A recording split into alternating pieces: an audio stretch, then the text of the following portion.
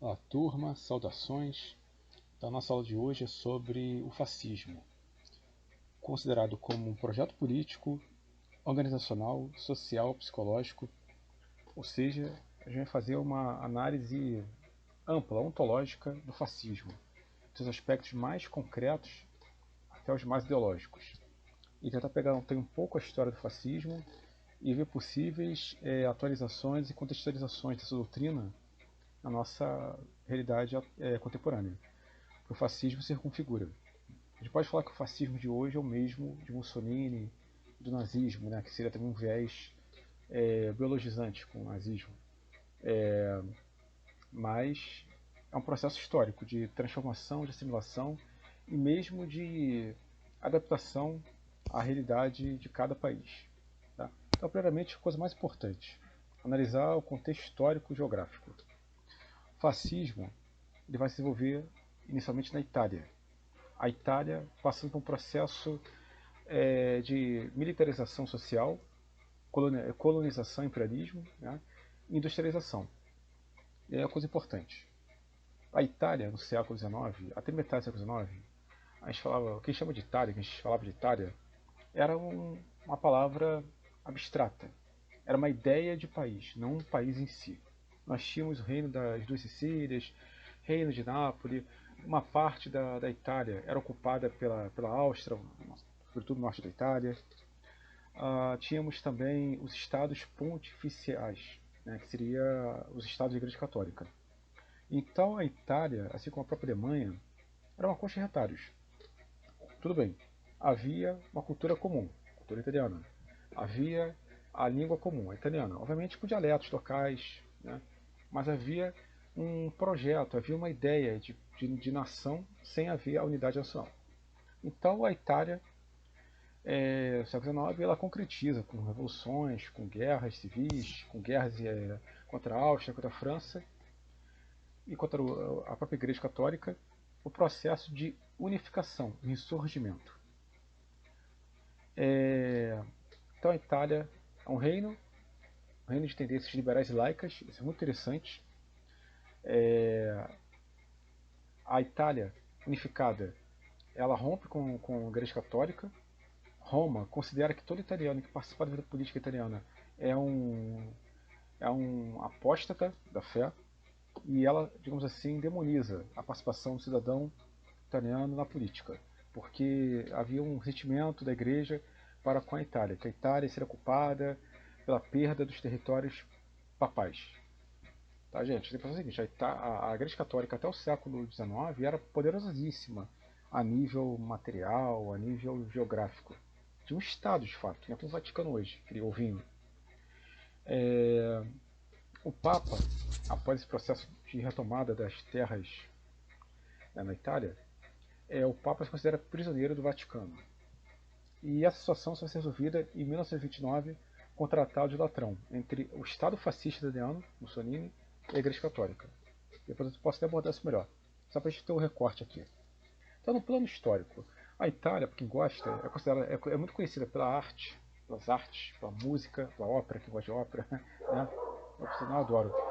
Ah, mas a Itália, no século XIX, estava muito atrasada a nível industrial, muito atrás em relação à Alemanha, Inglaterra, França, Holanda, né, países, Bélgica também, países que estavam bastante desenvolvidos industrialmente.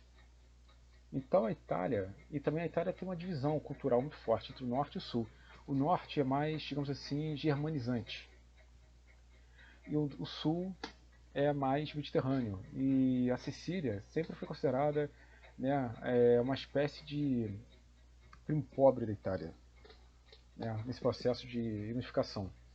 Então, como se existissem duas Itálias. Comparando com a devida licença, com todo o preconceito racista sulista, né, do pessoal aqui do sul do Brasil, nós somos nordestinos. Comparando mais ou menos isso. Tá? Como se uma região fosse o avanço e outra região fosse o regresso.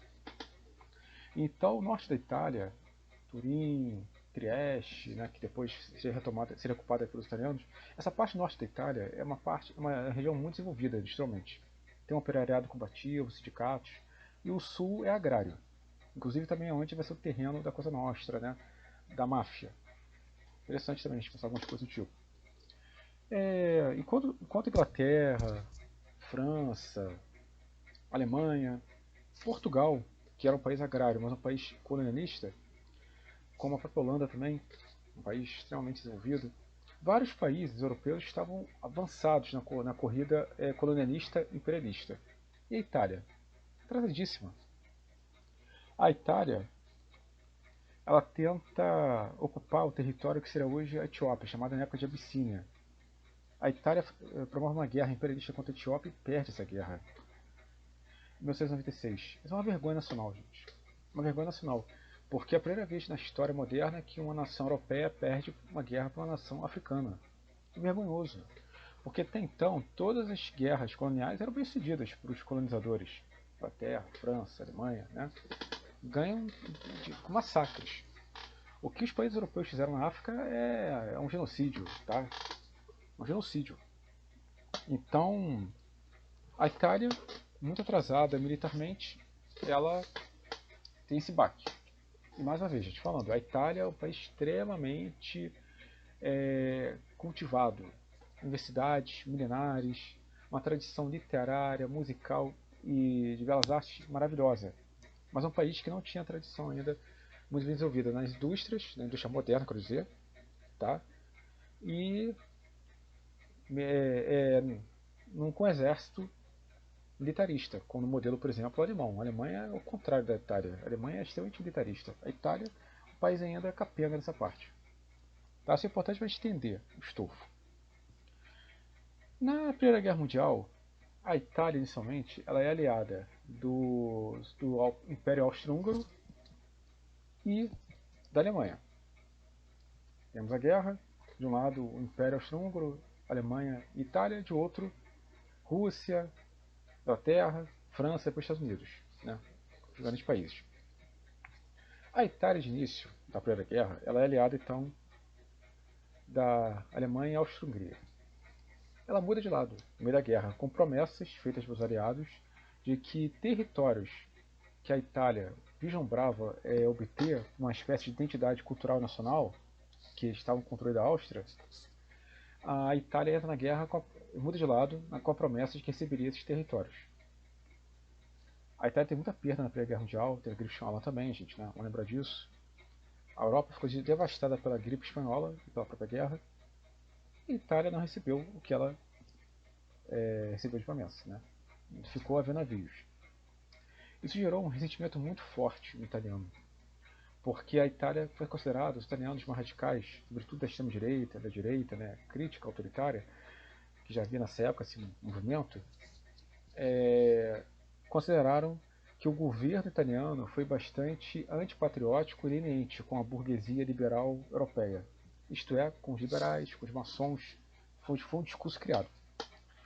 E aí o próprio governo italiano da época era uma monarquia constitucional, extremamente liberal, gente. Quem participava do governo italiano, do chamado Reino da Itália, né, ou seja, desde a unificação até a Primeira Guerra Mundial, era uma coalizão de liberais e mesmo social-democratas, ou seja, um governo de centro-direita, centro-esquerda, mas assim, muito liberal e extremamente laico. Então havia uma separação muito forte entre igreja e Estado. Tá? Como eu falei no início, os católicos não participavam efetivamente da vida política italiana. E a Igreja Católica ela demonizava quem ousasse isso. Com a Guerra Mundial terminada, a Primeira Guerra Mundial terminada, a Itália foi vitoriosa. Vitoriosa, mas ao mesmo tempo derrotada, porque ela não ganhou o que ela queria. Ela queria expandir seu território e recuperar territórios considerados históricos. Né? Bom, só depois que a Itália resolve isso, mas então se gerou um sentimento muito forte do povo italiano. Então era preciso o quê? Identificar culpados. Culpados pela decadência da Itália. Então surgiram movimentos radicais defendendo um ultra-imperialismo nacional italiano, a militarização social, a mudança de paradigmas e a quebra desse governo parlamentar. Ou seja, criar um Estado forte e um governo forte. Então, esse governo de coalizão liberal, social-democrático, ele é deposto, né? E em 22, com as movimentações dos fascistas italianos que Mussolini cria nesse grupo, de início serão grupos paramilitares, fátio de combatimento, ou seja, como fossem são milícias, tropas irregulares que serviam de assalto contra, por exemplo, burgueses liberais, socialistas, comunistas. Eles faziam trabalho fora greve, trabalhavam inclusive em favor de alguns patrões que eram contrários, obviamente, às movimentações dos trabalhadores mais radicais. Então esse movimento consegue uma força. E Mussolini, em 22, marcha sobre Roma e tenta impor o seu projeto de poder. O rei da época, Vittorio Emanuele, ele negocia então com Mussolini a criação de um novo governo. Um governo que vai se tornar uma ditadura. Uma ditadura, digamos assim, uma ditadura civil, militar, né? Uma ditadura fascista. Um governo autoritário, centralizador, depois eu vou abordar isso melhor. Então esse é o quadro. E é um governo que vai ter um grande ranço contra a esquerda comunista, socialista, contra o marxismo, mas também contra os liberais, contra o liberalismo econômico e político. E eu vou defender um governo forte, autoritário, extremamente controlador da máquina pública. Tá? Então, gente, antes de entrar em Mussolini, eu quero ler aqui com vocês um autor, um poeta italiano, que também escreveu vários manifestos, bastante iconoclásticos, ou seja, destrutivos, né, que visam quebrar a ordem comum. Nós temos um poeta italiano, Tommaso Marinetti. Marinetti escreveu um manifesto futurista que, tecnicamente, ele antecipa a estética fascista, muito antes do fascismo. E Marinetti, inclusive, também vai se tornar depois filiado ao Partido Fascista Italiano. Daqui a gente poder, que a leitura vai ser bem interessante. Tem uma epígrafe dele que não vou ler, mas vamos lá, primeira parte. Nós queremos cantar o amor ao perigo, o hábito da energia e do destemor. Ou seja, a ideia da virilidade, da audácia, está muito próximo aqui do discurso heróico, tradicional. O mito do herói. O herói que enfrenta as batalhas, a guerra, em prol da vitória maior, seja da pátria, seja da honra.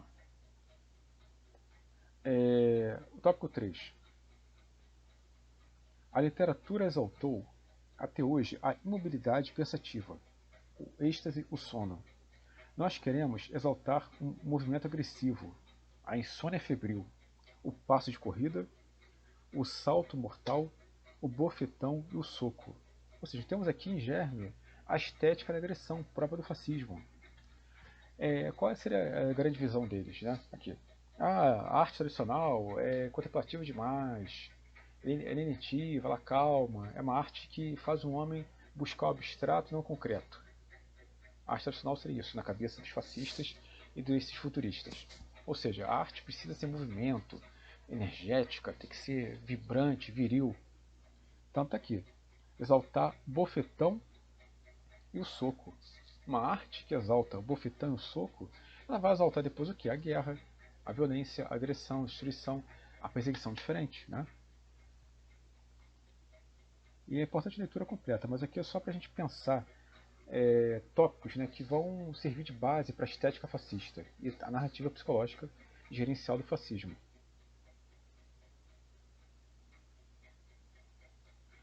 Tópico 7. Não há mais beleza a não ser na luta. Nenhuma obra que não tenha um caráter agressivo pode ser uma obra-prima. A poesia deve ser concebida como um violento assalto contra as forças desconhecidas, para obrigá-las a prostrar-se diante do homem. Uma beleza na luta. Tudo bem, né? Vamos falar algo parecido, talvez. Que luta? Luta como competição saudável ou como guerra? Como jogo ou como instituição? Então a gente pensar aqui. Mas veja bem, nenhuma obra que não tenha um caráter agressivo. Ou seja, mais uma vez, a arte tem que chocar. A arte tem que ser algo de impacto, tem que ser de fato análoga a um golpe. Então é interessante. Isso aqui tem um traço já proto-fascista. E um tempo também pseudo-modernizante, que a poesia deve ser concebida como um violento assalto contra as forças desconhecidas. Ou seja, lembra muito a humanidade, o Nascimento, né? A técnica, a razão, a ciência, a ação humana, né, o empreendedorismo humano vão se apropriar das forças ocultas da natureza e torná-la a nosso favor. Cadê aqui mais aqui? Deixa eu colocar até destaque no texto. Nós queremos glorificar a guerra, única higiene do mundo, o militarismo, o patriotismo, o gesto destruidor dos libertários, as belas ideias pelas quais se morre e o desprezo pela mulher. Glorificar a guerra. Olha aí, militarismo, né, belicismo, que é glorificar o quê? O ato destrutivo da guerra. Não tem nada de belo na guerra. A guerra é bonita na teoria, no filme talvez, para despertar a honra humana, como a gente vê nas guerras clássicas, né? O indivíduo extraordinário. Mas na prática a guerra é uma porcaria. Só é morte, dor, miséria. A guerra para eles, na leitura futurista do Marinetti, é a única higiene do mundo, ou seja, limpeza. A guerra limpa a humanidade, limpa o mundo, limpa a sociedade. Tudo aquilo que é podre, decadente, decrépito. Então tem um traço também aqui anti-etarista. Pode pensar. Né? O futurismo, o pró-fascismo depois, vão defender o que? A juventude. Mas não a juventude saudável mentalmente, a juventude pronta para morrer. Pela pátria, pelo Estado, pelo sangue alemão, no caso da Alemanha. Né? Morrer por uma causa que transcende o próprio indivíduo. Militarismo, ou seja, o militarismo é isso, é você se preparar sempre para mobilização constante da guerra, estar preparado para a guerra, né? Na teoria mental e na prática. Ou seja, você sempre está disposto ao combate. Você nunca fica em estado de tranquilidade. Patriotismo. Ser patriota não é ser fascista, nem ser autoritário. Mas esse discurso aí, ele vê o quê? Ele vê o patriotismo como uma honra nacional. Perito a primeira nação, depois o resto do mundo. Né? O imperialismo, ele é oportunista, mas ele vai se aproveitar do discurso patriótico, ou seja, vamos defender nossa bandeira, nossa pátria contra o estrangeiro. Né? Olha que o desprezo para a mulher. Misoginia. É um traço que o fascismo vai se apropriar. É um machismo estrutural. O fascismo tem um traço machista, misógino aqui, ou seja, que é a aversão, que é o ódio pela mulher. Que a mulher seria inferior, irracional, histérica, né? A leitura que se coloca. A mulher não tem qualidades militares, o homem tem. Então cabe à mulher submeter o homem. É um discurso extremo. Tem preço aqui, gente. Isso foi também aplicado na estética, na ótica, na mentalidade nazi-fascista. A mulher como uma boa dona de casa, que trabalha para manter o lar. Aí, olha o 11, perdão, 10. Nós queremos destruir os museus, as bibliotecas, as academias de toda a natureza e combater o moralismo, o feminismo e toda a vileza oportunista e utilitária. O museu, o que é o museu? O museu não é um depósito de arte. O museu é um espaço vivo de cultura, de conhecimento. Então, e o museu, ele no senso comum retrata o passado. Em vez de passado é museu. As pessoas falam isso. Ora, o museu seria o quê? A arte estática, parada para contemplação. A biblioteca, conhecimento, letramento, cultura. São séculos e séculos, milênios, né, de tradição, de história humana, de letramento humano. Não é à toa que os autoritários fascistas, eles não gostam da cultura. Olha aí, gente. Para que livros? Não tem mais armas. Né? As academias da natureza. Lógico, esse aqui é Academia de Letras, de Arte, Ciências. Você coloca também aqui, Universidade. Vamos destruir a universidade. Vamos metralhar professores, metralhar alunos. A gente poderia colocar assim, ele poderia colocar isso. Né? Combater o moralismo. Que aqui no caso, combater o moralismo no sentido mesmo religioso que está presente nas massas. Né? O moralismo ele não compreende a natureza e a vida de maneira concreta, mas ele cria um mito, uma visão idílica da condição humana. O homem tem que ser pensado de forma pragmática, ou seja, na teoria todo mundo é bom, mas na prática, né, e mais, não adianta você pensar o dever ser, você tem que fazer as coisas acontecerem. Então o moralismo ele bloqueia o ímpeto humano. É nesse ponto que o Marinetti defende a luta contra o moralismo. O feminismo. Ou seja, porque a mulher não tem que ter direitos. Para ele, a mulher tem que ser submissa. A mulher não tem voz, não tem direitos. Ela tem que ser o repasto do homem. Horrendo isso, gente.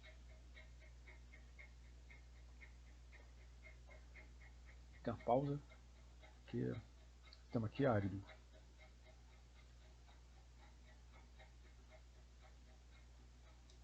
Aqui. Museus. cemitérios, idênticos realmente, pela sinistra promiscuidade de tantos corpos que não se conhecem. Museus, dormitórios públicos onde se repousa sempre ao lado de seres odiados ou desconhecidos. Por aí vai. Vai aqui as catilinárias de Marinetti contra os museus. O que é bizarro é o seguinte: é de fato a versão à cultura, a tradição. A tradição é fundamental na história da civilização e do povo. E não é à toa que quando o Museu Nacional pegou fogo, muita gente da extrema-direita achou graça, riu, debochou da FRJ. Afinal, a FRJ, a cidade pública, é um antro de esquerdistas, comunistas, né? Olha aí, gente. Então, precisamos criar o quê? Um modelo cívico-militar, disciplina, e não um modelo liberal, um modelo progressista, considerado progressista. Então, assim, o que eu quero colocar é que o Manifesto Futurista do Marinetti, ele retrata já a base do que seria o fascismo. Tá? É um texto literário, poético, inclusive, tem carga poética, que é chocante. Eu acho chocante. Ele tem que ser analisado naquilo que ele é. Claro, a gente tem que estudar a obra, mas a gente encontra em vários traços extremamente complicados no projeto fascista. Tá? Coloquei também aqui uma citação de Gustave Le Bon, Psicologia das Multidões, para a gente poder analisar, que também vai retratar um pouco a psicologia social do fascismo. De líderes, os povos nunca careceram. No entanto, nem todos possuem, longe disso, as fortes convicções que os transformam em apóstolos. Geralmente são argutos retóricos, que perseguem apenas seus interesses pessoais e procuram persuadir adulando os baixos instintos. Ou seja, os grandes líderes, vamos ser autoritários, com traços fascistas, né, eles manipulam a opinião das massas, seus eleitores, seu séquito, gado, rebanho, com ideias fortes. Nacionalismo, luta pela família, pela pátria, por Deus, né? Tá todo lema fascista, Deus, pátria, família, ou ainda Deus, pátria, família e liberdade, são lemas fascistas, tá? Que a Itália Mussolini usava, a Alemanha nazista, a Espanha franquista, Salazar também, são discursos fascistas, tá? Não tem como negar isso. Então o povo, ele precisa de uma figura que catalise a sua impotência vital. O povo comum, deprimido, ressentido, desempregado, espauperado, ele busca na figura do líder o amálgama de toda a frustração social. E deposita o quê? Pelo ódio, pode ser pelo sentimento não sublimado de agressividade. Então por isso que já vai encontrar práticas racistas, práticas homofóbicas, práticas sexistas, até mesmo xenofóbicas, dependendo. Ou mesmo de divergência radical ao outro lado político. A luta contra o vermelho, a luta contra o comunismo. Então, esses demagogos populistas de direita, eles manipulam a opinião das massas para que ela atue a seu favor. O próprio líder autoritário está lá curtindo a vida, ele está vivendo assim que pega fogo, está viajando, está indo para a Copa, né? Enquanto o povo defende uma causa que o próprio líder em si, de uma forma, tirou de mão, porque ele quer apenas se beneficiar. Ele não tem um projeto autêntico, é apenas oportunista. Então eu passo para um texto do Benito Mussolini, A Doutrina Fascista. Foi publicado no versão em português de 2019 aqui no Brasil. É interessante porque o fascismo é tão terrível quanto o nazismo, mas ele não tem um traço biologizante. O fascismo não propõe a eliminação de judeu, nada disso. Só depois, na Segunda Guerra Mundial, quando a Alemanha ocupa a Itália. Mas o próprio Mussolini era contrário ao antissemitismo ferrenho. Mas ele era contrário ao quê? O Mussolini era favorável à luta contra o comunismo, contra o liberalismo, contra as doutrinas que são consideradas ou antiestatizantes ou que são contra a ideia de nacionalismo. Tá? Que eu vou explicar até isso aí daqui a pouco, quando for analisar cada tópico. Então, ó, para Mussolini, a concepção fascista da vida é religiosa, na qual o homem é visto em sua redução sua relação imanente com uma lei superior, dotado de um arbítrio objetivo que transcende o indivíduo e o eleva à comunhão consciente em uma sociedade espiritual. Analisando aqui, o que isso quer dizer? O fascismo ele é mítico. O fascismo não se pauta na racionalidade crítica, na racionalidade analítica, né? Não se pauta na lógica, digamos assim. Ele tem um projeto de poder, óbvio. Ele tem muita lógica operacional, claro. Mas enquanto psicologia de massas, enquanto ideologia, o fascismo ele é mítico, ele não é racional, ele não tem uma base científica, né? Ele tenta criar uma ideia força nas massas. Então, ou seja, o fascismo ele é contrário ao individualismo. Ele vê que o indivíduo sozinho é nada, ele coletivo é tudo. Ou seja, não é à toa que o símbolo do fascismo são vários feixes unidos por uma espécie de corda, né, que inclusive é o símbolo também dos magistrados de Roma antiga, que é a ideia da autoridade do poder. Então, olha aí, o Mussolini ele vai resgatar em Roma, na Roma Imperial, a ideia de fascismo. O símbolo do fascismo vem de lá. Então, ou seja, uma vara sozinha se quebra fácil, indivíduo. Uma vara unida no coletivo, ela não se dobra a ninguém, se torna um bloco coeso. Ou seja, então essa ideia que ele está colocando aqui, que o indivíduo sozinho ele não pode ter vida plena. Então, ao se unir, uma comunhão política, uma comunhão de massas, ele cria um bloco homogêneo, uma massa, e não um somatório de indivíduos dotados de singularidade. Tá? É muito importante. Então, o fascismo ele depende disso, depende do coletivismo, de juntar para melhor dominar. Porque, afinal, sozinho, o indivíduo sozinho ele pode ter menos força no sentido social, mas ele tem autonomia. Né? Claro que a relação humana de autonomia e heteronomia ela é sempre equivalente, porque ninguém vive sozinho, mas também ninguém pode se colocar sempre na massa, tem que pensar de maneira singular, ou seja, tem que haver uma relação saudável nisso. Olha aqui. O liberalismo negava o Estado em prol do indivíduo. Né? Que a visão é essa. Para o liberalismo, o Estado muitas vezes prejudica o empreendedor, o cidadão. Então, o liberalismo é político e econômico. O liberalismo político é você tem liberdade de fazer o que quiser, desde que não prejudique a ordem pública, desde que não prejudique o próximo. Então, eu posso fazer tudo aquilo que convém, desde que não seja contra a lei. Então, eu posso, em casa, ter uma postura mais flexível, mais tranquila. Na rua, eu tenho compromissos. E eu tenho uma série de liberdades civis. O liberalismo ele conquista isso. Olha aí, gente, é um avanço à humanidade. O liberalismo ele quer o quê? Que o cidadão tenha direitos plenos, tem de fato dignidade humana, direito ao trabalho, ao lazer, ao consumo. Então está imbricado, liberalismo econômico e político. Na leitura fascista, autoritária, não. Porque o liberalismo vê o Estado muitas vezes como uma máquina opressora. É interessante. O Estado atrapalha a nossa dignidade. Leitura liberal. O Estado tem que ser um Estado moderado, constitucional, um Estado democrático de direito, um Estado que tem limites, tá? Para justamente não avançar sobre a minha esfera privada, meus direitos. Essa é a ideia. Na leitura fascista, o fascismo reafirma os direitos do Estado como expressão da essência verdadeira do indivíduo, ou seja, o Estado é tudo, o indivíduo em si é nada. O Estado é uma máquina, uma estrutura organizacional, na leitura fascista, que possui organicidade. É um poder piramidal, ou seja, vertical. O poder vem de cima para baixo. Quem está embaixo aceita as ordens, quem está em cima manda. Não há dialética aqui. Não existe nenhum caráter bilateral ou multilateral. A ordem vem de cima para baixo. Tá? Então o Estado, na leitura fascista, é um somatório de corporações, de organizações. Por exemplo, no democracia liberal, as estruturas do Estado elas têm autonomia. Os poderes, o judiciário, né, os órgãos de fiscalização, tem que ter autonomia, para justamente evitar a promiscuidade, o clientelismo.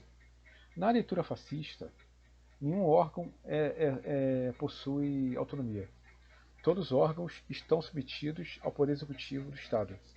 Então, por exemplo, no projeto fascista, acaba o legislativo, não tem, e o judiciário ele é submisso ao poder do Estado executivo, poder executivo. Ou seja, no final, quem dá as ordens é o poder executivo, a figura do rei, ou no caso Duce aqui, né, que é o líder, o chefe, o comandante do fascismo, Mussolini. Isso é interessante. Então, todas as organizações sociais, políticas, públicas, todas as organizações pertencem ao Estado. Ok. Mas elas estão interligadas e submissas, subordinadas ao poder do, do líder. Tá? Vejam bem, numa leitura liberal, a sociedade ela pode ser quase até artificial, o próprio Estado, porque o Estado é uma máquina para tentar gerenciar a coisa pública e promover a liberdade individual.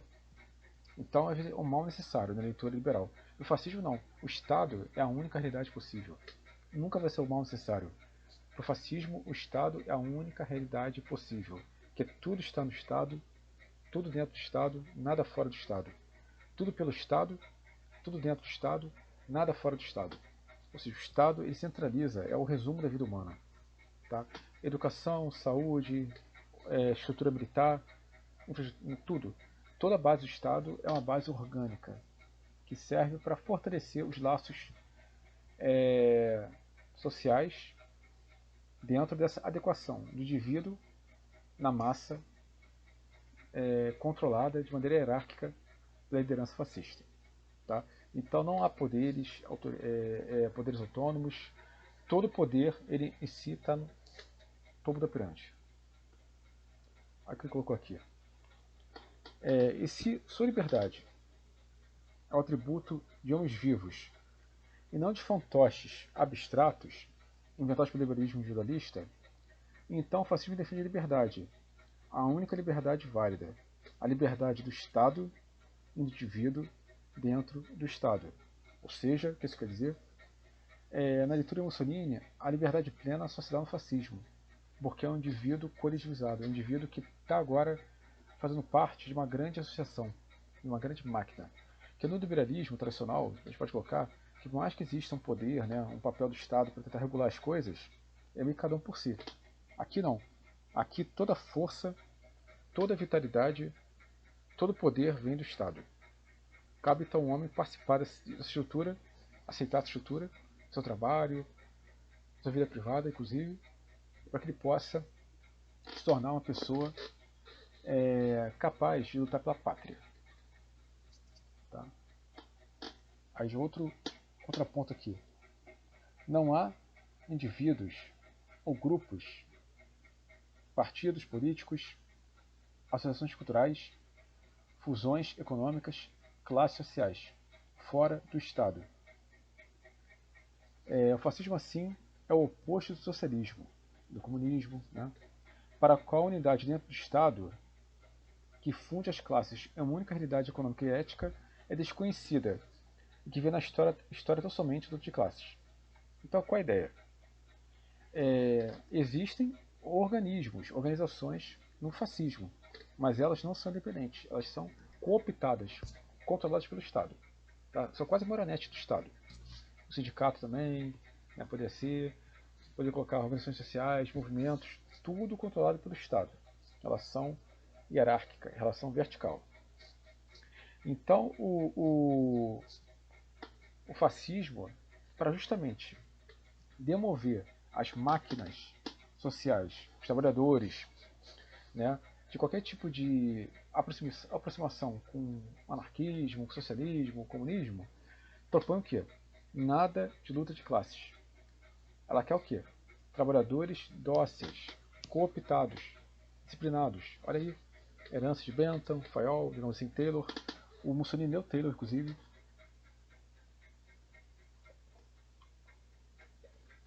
A Fiat Turim aplicou modelos terroristas, né? Então haveria quase que uma sinergia entre entre fascismo e Fordismo, pode colocar, né, que é um modelo autoritário de produção, repetitivo, mecânico, alienante, o trabalhador não pensa, quem pensa é o patrão, é sempre assim, verticalidade. Só que o discurso, assim como o discurso de Taylor, é o quê? Conciliação. O bom trabalhador vai ganhar mais, vai ter mais proteção, vai se tornar um modelo de família italiana, um modelo fascista. O trabalhador não pode ser grevista, piqueteiro, tem que ser dócil. Tá? Então, ou seja, nada luta de classes. Luta de classes, ela quer o quê? Estabelecer revolução. E ao fim e ao cabo, o fim do Estado. Essa leitura anarquista comunista também. Ou seja, vamos criar a revolução, a ditadura do proletariado, os trabalhadores no poder, eliminando a burguesia e todos os parasitas, e no final vamos acabar com o Estado, como for possível. Não. O fascismo não quer o fim do Estado. O fascismo quer que o Estado seja cada vez mais forte. Um Estado absoluto, praticamente. Um Estado totalitário, que participa de todas as etapas da vida humana. Tá? Você nasce no Estado, morre no Estado. Então vejam bem que, em frases lapidares, Mussolini então se distancia tanto do liberalismo econômico e político como do socialismo e de toda a esquerda, digamos assim, a esquerda radical, revolucionária. Precisamos do quê? De um governo forte, uma máquina forte. O Estado é eterno, é quase que isso. Olha aqui um elemento que lembra também o texto do Marinetti e que demonstra a filiação de dois. E como que o fascismo é belicista e também necrófilo, ou seja, defende a morte, a destruição. Olha só. Somente a guerra leva toda a energia humana à sua tensão máxima e apõe o selo da nobreza naqueles povos que têm a coragem de encará-la. Foi um comentário aqui. Então é uma tradição, de novo, imperialista, uma tradição também bárbara, né, de defesa né, da pátria, do sangue, ou seja, sempre está pronto para a guerra. Nada de paz, nada de amor, nada de conhecimento, nada de cultura. Quando Goebbels, né, foi ministro da cultura da Alemanha nazista, fala o seguinte: quando eu ouço a palavra cultura, a vontade que eu tenho é sacar uma pistola. Ou seja, ele não quer cultura, ele não quer refinamento, ele quer soco, violência, agressão, imposição da força. A cultura vence a força. A cultura vence a força, vence a capacidade né, agressiva desses corpos brutos. Né? Então, somente a guerra leva toda a energia humana à sua tensão máxima e apoia o selo da nobreza que aqueles povos têm coragem de encará-la. Isso é muito interessante. Justamente porque aqui nós temos a ideia do expansionismo. A guerra como um fenômeno que purifica e amplifica a força da humanidade. Todos os demais testes são substitutos que jamais porão o homem cara a cara consigo mesmo, diante da alternativa de vida ou morte. Ou seja, é também mais uma vez uma mitificação do heroísmo. Ou seja, é o cara que morre pela pátria, morre pelo sangue, morre pela honra, né, que se elimina com o indivíduo em prol do Estado, na verdade. Inclusive o lema, um dos lemas do fascismo espanhol, o franquismo, é Viva a morte, Viva la muerte. O filósofo espanhol Miguel de Unamuno falou o seguinte: esse lema, na verdade, é morte à vida. Ou seja, quer dizer, morte à vida. Viva a morte, quer dizer, morte à vida. Porque viva a morte é o quê? Destruição, horror, caos, eliminação do outro. Então, vida é alteridade, é encontro, diálogo, é comunhão, é paz. Ou tentativa de conciliar quando há discórdia. Então, ele colocou aqui que, por isso, todas as doutrinas que postulam a paz a qualquer custo são compatíveis com o fascismo. O socialismo ele não é belicista. Ele defende que o povo esteja armado para fazer revolução, para enfrentar a burguesia, depois disso é paz. Anarquismo, idem, só que sem a revolução. Vários movimentos de resistência, eles não são belicistas. Eles apenas são realistas. Não adianta fazer uma revolução sem armas. Não, né? Como é que eu vou fazer? Guerra de dependência sem armas. Só com ideias. Não. Tem que ter força. Só que o fascismo ele quer a guerra todo o tempo todo. Por isso, mais uma vez, que o fascismo ele, né, queria expandir o território italiano, as colônias, para justamente demonstrar a força do Estado, pela violência, pela agressão. Olha só. As doutrinas passam, as nações permanecem. Somos livres para crer que este é o século da autoridade, um século que tende à direita, um século fascista, século XX, século XXI, pode colocar. Para quem acha que fascismo é de esquerda, olha aí, tá aí. O próprio cara falou, fascismo é de direita, ou seja, esse traço autoritário, nesse traço, que eu vou analisar também esses fenômenos, né? Esse traço militarista, fechado, esse traço duro, reacionário. Então, um ponto interessante aqui é demonstrar que a autoridade está vinculada direita nessa cabeça do Mussolini. A autoridade ela é legítima e existe qualquer estrutura de poder. Só que o fascismo ele não é baseado na autoridade, é no autoritarismo. Porque, ou seja, as ordens superiores não podem ser questionadas. Tá? O fascismo vê no espírito imperialista, isto é, na tendência das nações a se expandir, uma manifestação da sua vitalidade. Peraí. O imperialismo nazista depois, né, na Segunda Guerra Mundial, o imperialismo fascista italiano, ou seja, vamos tomar o território da Abissínia, da Etiópia, que seria a nossa grande revanche. Depois eles tomam, com o apoio da Alemanha. Né, a Líbia, também que foi colônia italiana, e por aí vai. Então, a pátria, na leitura fascista, a pátria é o resumo do Estado. A pátria seria o Estado em si. Então, o Estado não pode ser apenas circunscrito fisicamente ao Estado-nação. Tem que haver expansão da força pela guerra, pela violência, pelo caos, pelo horror. Então, eu vou apresentar uma série de disposições que são psicológicas, que são também podem ser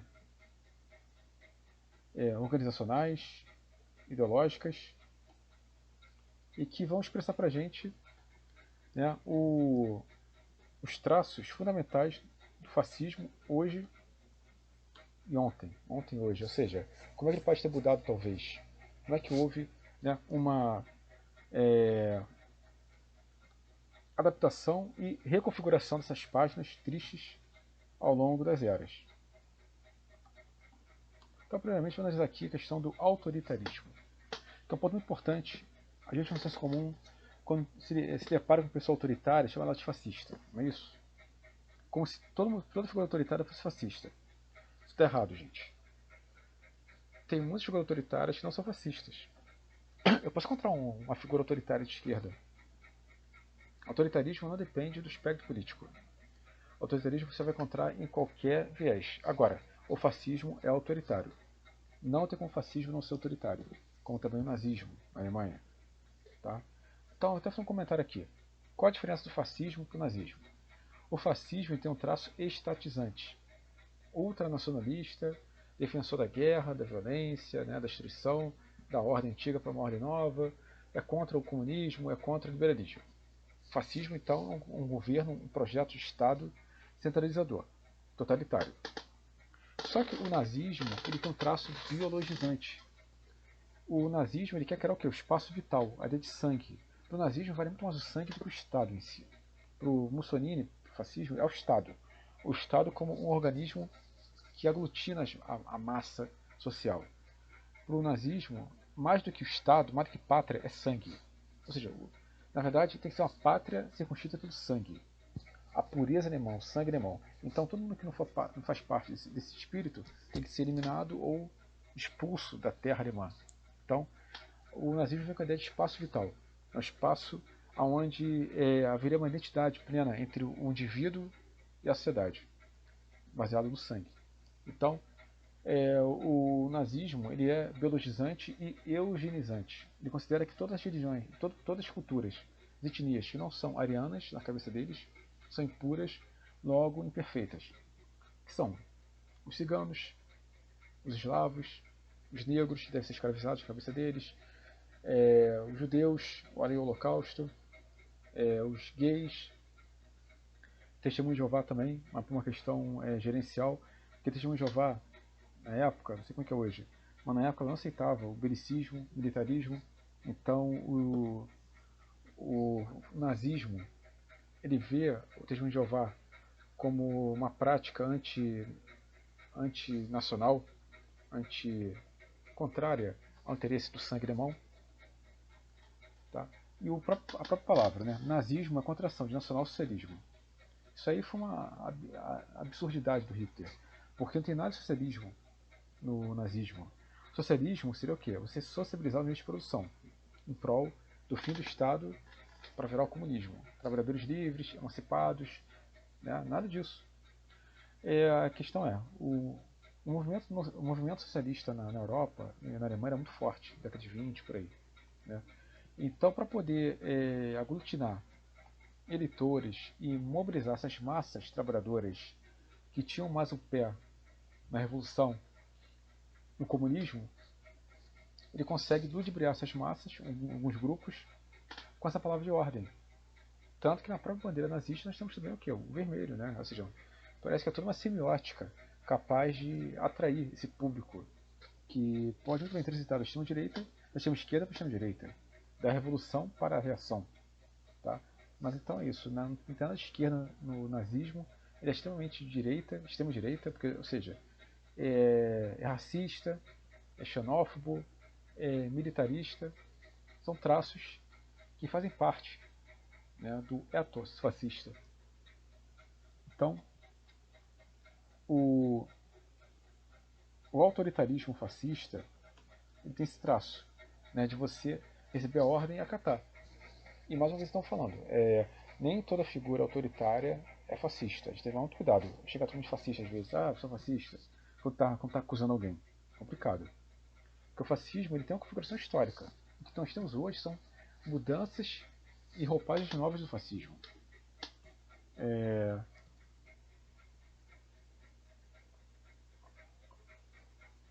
O fascismo, né, então, tem pautado no irracionalismo. O que isso quer dizer? O fascismo não valoriza a razão plena, a ciência, o senso crítico. O fascismo defende a, a virilidade, defende o embrutecimento do corpo para formar mentes poderosas, agressivas. Né? Então, ou seja, tudo aquilo que é considerado dialético, deliberativo é eliminado. O fascismo é o contrário a qualquer tipo de deliberação. Ele quer imposição. Não aceita submeter o seu crivo ao poder da razão, das ideias. Está até no texto também do Manetti. Nada de razão, nada de debate. Vamos para agressividade. Né? Vamos eliminar a diferença, vamos matar o outro, botar na ponta d'água, ponta da praia. Né? Então, desse racionalismo, temos o quê? Violência. Né? Apologia da violência. O fascismo ele faz uma apologia da violência, defesa da violência. A violência ela é um dado fundamental da vida. Tudo bem, a violência é da natureza. Só que o fascismo faz da violência uma estrutura instrumental de poder. Ou seja, vamos eliminar, vamos aniquilar. A retórica é extremamente agressiva. Olha aí, gente, se repete o tempo todo, né? Tá no Brasil. A violência contra aqueles que são considerados antipatriotas, antinacionalistas, anti-Estado, que são contrários à ideia de família fascista. Vamos eliminar.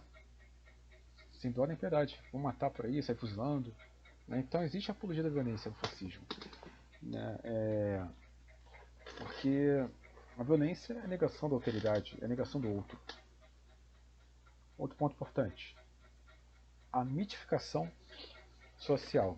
Que aí, pense como vocês quiserem. Mas o fascismo e o nazismo depende do mito. A ideia de mito. O mito é contrário da razão.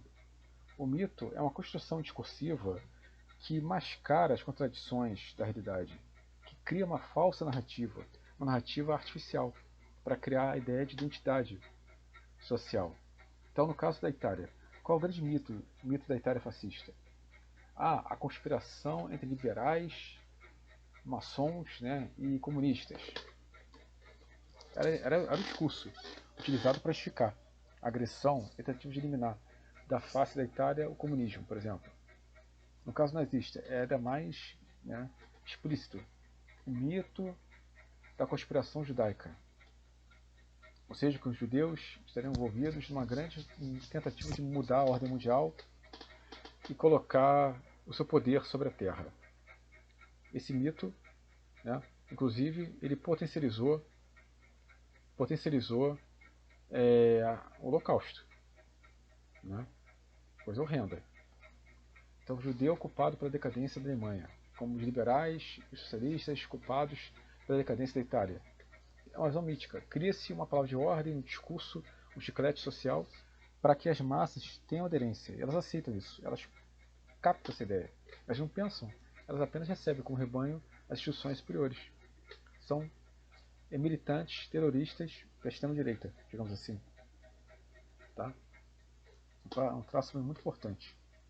Nada de razão, tudo é mito, tudo é mitificado, tudo é considerado uma narrativa para mascarar as contradições sociais e fazer com que o povo aceite a voz autoritária do demagogo populista. A necrofilia é um traço de atração pela morte, né, pela destruição, pela dor, pela guerra. Então está ligado também.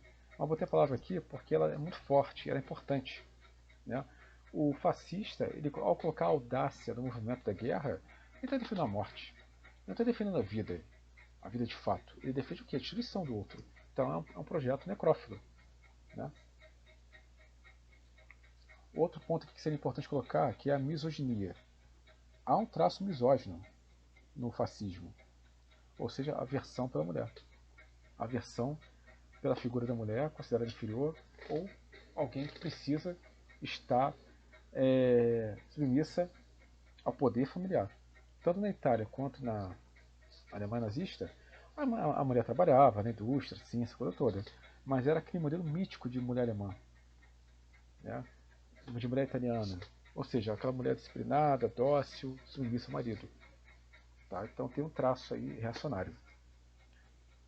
E falando em reacionário, o reacionarismo é um ponto importante também para a gente postular. Por quê? Porque o reacionário ele é contrário à mudança, à revolução. Ele até vende a ideia de que ele é revolucionário, mas na verdade ele está fazendo uma contra-transformação social. Até porque, vejam bem, no caso do fascismo, qual é o mito fascista? Retomada do projeto imperial antigo, Roma, ou seja, passadismo. Então é reacionário, não é revolucionário. É retomar a glória de Roma antiga. No caso da Alemanha nazista, é também um discurso mítico. Por quê? Que seria retomar a pureza do sangue alemão, do sangue teutônico, germânico, godo, ariano em especial. Né? A ideia o mito da raça ariana. É um mito. Olha aí, mitificação. É o mito da raça ariana. Então se pauta em discursos que são falaciosos, mentirosos, como forma de estabelecer uma orientação moral sobre os sujeitos, de maneira que eles aceitem, acreditem, né, que eles estão lutando pela transformação, mas é para manter a velha ordem. E por que então o fascismo e o nazismo são reacionários? Porque no final eles vão defender o interesse da burguesia. A burguesia, gente, ela tem duas escolhas. Uma é aceitar a revolução, que é impossível, claro, né? E a outra é aceitar a reação. A reação ela é antissocialista, ela é anticomunista, é antianarquista, logo é antitrabalhador. Né?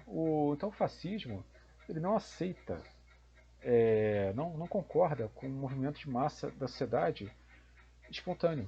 Ela tem que ser conduzida por um líder que vai defender a ordem e não defender a transformação dessa ordem, dessa status quo.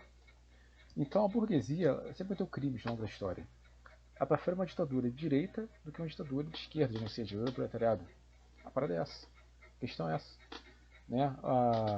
Seja a burguesia italiana, a burguesia alemã, a brasileira, a espanhola, a portuguesa, ela prefere um governo autoritário, pró-mercado, do que um governo autoritário ou até mesmo libertário, pró-cidadão, pró-trabalhador, que defenda a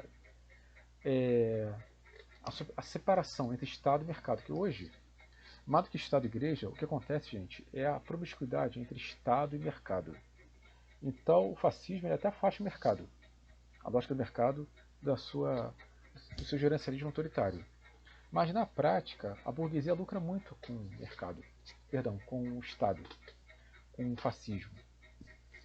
Ela lucra muito, porque o Estado autoritário ele vai quebrar direitos, controlar sindicatos, né? Então não vai ter autonomia política. Tá? Então o fascismo também ele é antiliberal.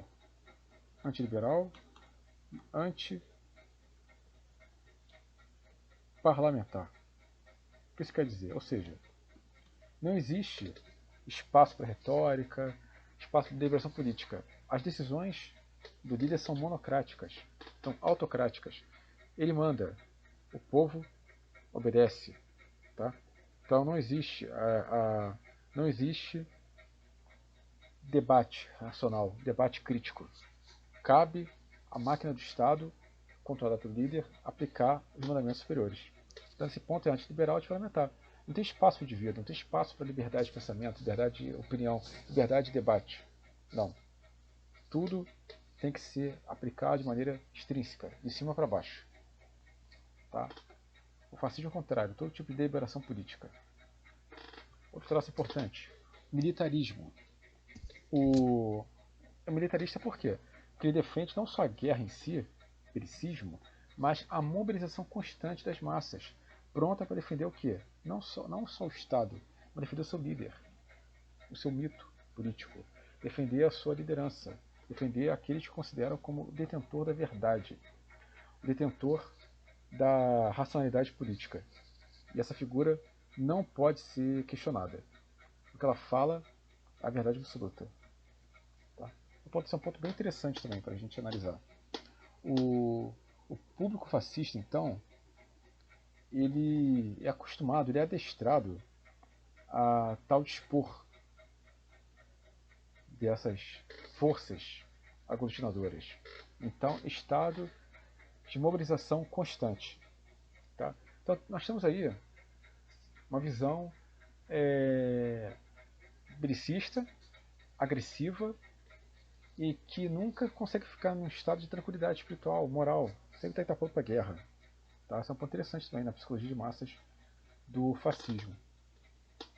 E o que é interessante é o seguinte, né, que eu coloquei vários textos também, de Trotsky, Reich, para demonstrar que o fascismo ele tem uma base libidinal repressiva. O fascista ele não sabe gozar, ele impede o gozo do outro. Tá? Essa é uma leitura psicológica, psicanalítica, psiquiátrica talvez. Né? O fascista ele não aceita a diferença, então ele reprime tudo aquilo que de uma forma não condiz com a sua visão de mundo. Não é à toa que na prática a gente vê, né, que o fascista, por natureza, ele não é um cara legal, ele é um cara estúpido, agressivo, tosco. Né? E o que a gente vê na prática aí são os fenômenos mais evidentes, né, mais aparentes. Mas a psicologia fascista é uma psicologia da repressão. Não existe gozo pleno. Não existe, né, a capacidade de você ter uma vida afetiva feliz. É sempre pautada no ódio, no rancor. Tá? Rancor contra o comunista, contra o judeu, não importa o grupo, não importa o inimigo, mas alguém tem que ser inimigo. Tanto o nazismo quanto o fascismo não prosperam sem inimigo comum, inimigo que eles possam enfrentar de maneira mais surreal possível. Ou seja, tem que ter alguém que represente o risco do colapso do Estado. No caso do Brasil, olha isso, discurso anticomunista, essa bobagem toda. O PT é comunista, isso aqui. Não entra no mérito disso, é porque qualquer pessoa de bom senso sabe que o PT não é comunista. Se tiver apoio dos comunistas, do PCdoB, por exemplo, o PCB é outra história, mas não quer dizer que seja comunista, não quer dizer nada. Né? Nós vimos que o comunismo nunca se realizou na face da Terra. Né? O comunismo nunca aconteceu de fato. Que há, no caso da China atual, um partido comunista controlando um grande Estado, de bilhões de pessoas, com uma economia, um socialismo de mercado, digamos assim, onde há possível iniciativa privada, mas que controla a estrutura e toda a base econômica ao Estado. Mas ali não é comunismo. O comunismo é um fim do Estado. Né? Então, o dia que o PT for comunista, né? O próprio fascismo nazismo tem uma defesa de família tradicional, né? Pautado no pai, da mãe, muitos filhos. Para quê? Para fortalecer as gerações posteriores. Né? Então, vejam bem. Mas agora eu quero abordar um pouco aqui a questão organizacional do fascismo de novo. Tá? Então, o fascismo, enquanto plano operacional, é extremamente tecnocrático, ainda que tenha uma base ideológica.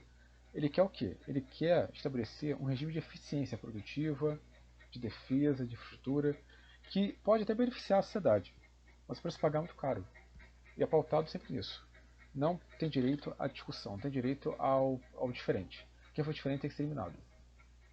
Tá? Então, o Estado fascista é uma estrutura extremamente rígida, onde o braço, ou seja, uma organização tal, uma corporação tal, O braço, as pernas, os dedos, todas elas representam, né, uma figura de autoridade, uma figura submetida ao Estado. E a cabeça, que é o mais importante de todas, né, a cabeça controla o Estado. Tá? Essa é a imagem do fascismo. Então, as escolas são escolas cívico-militares para que você eduque a criança desde a infância a aceitar a autoridade e amar o Estado, com disciplina ferrenha, né, como hoje, que é extremamente rígido, até violenta. Temos no fascismo também o controle de organizações que são fundamentais para os trabalhadores, como o sindicato. O sindicato, no fascismo, ele não defende pautas autônomas, ele defende pautas que o próprio Estado aceita. Então o sindicato, no fascismo, ele é pelego, ele é uma quinta coluna. Ele vai, na verdade, ajudar a defender interesses da classe dominante. Então, se existe benefício para o proletário, para o trabalhador, ele é secundário, não é primordial. Tá? O fascismo vai propor aumentar salário, diminuir a carga dependendo, mas sempre para quê? Para ter essa paz, uma paz com as baionetas, com as armas apontadas, né, para o cidadão. Então é interessante que o fascismo, né, ele encara o proletariado como inimigo, perigoso e amedrontador. Olha aí, a burguesia imperialista, ultracapitalista, ela quer confiança, ela quer certeza, ela quer garantias. Para poder investir numa sociedade tal, ela tem que ter o quê? Sindicatos dóceis. Se faz muita greve, vai atrapalhar a produção. Olha aí. Né? Você vai negociar direto com o patrão. O sindicato é importante, mas tem que ser submetido ao Estado. Isso é uma violência política. Uma grande violência política. Que é a morte da autonomia sindical. Então, gente, fica um resumo muito geral. Mas o fascismo em si, então, ele se reconfigura. Aí eu não vou ter mérito aqui, né? Mas a gente fala, a figura tal é fascista. Ela pode ser fascista plenamente, mas apresenta traços fascistas. É totalmente possível você considerar hoje o ultraliberalismo econômico com autoritarismo político, ou o fascismo reconfigurado. Dá para fazer. Porque no final, qual é a política? Tirar do pobre, né? Desajustar a vida econômica do cidadão para que se torne isso. Para que ele aceite, né, a milicianização do Estado. Que existe uma milicianização social, como tem o militarismo social. A milicianização que é você se organizar em grupos para defender, sei lá, defender uma luta contra uma figura considerada contrária ao interesse da pátria, do Estado. Então, a milícia de hoje no Brasil, ela tem uma analogia com a milícia fascista, porque ela extorque, oprime, violenta, é militarista, é perigosa, né? Então pense nisso. E então, outra palavra, mais uma vez, tem que ter muito cuidado, tá? Mais uma vez, nem toda figura autoritária é fascista. Fascista é autoritário, mas nem todo autoritário é fascista. O fascista é mandonista, não quer ser questionado, é agressivo, ok. Mas há figuras que também não querem ser questionadas, são até agressivas, não são fascistas. Então é um grande perigo para a retórica, que às vezes acaba falando muita palavra, ela perde sentido. E é ruim, isso é sempre ruim.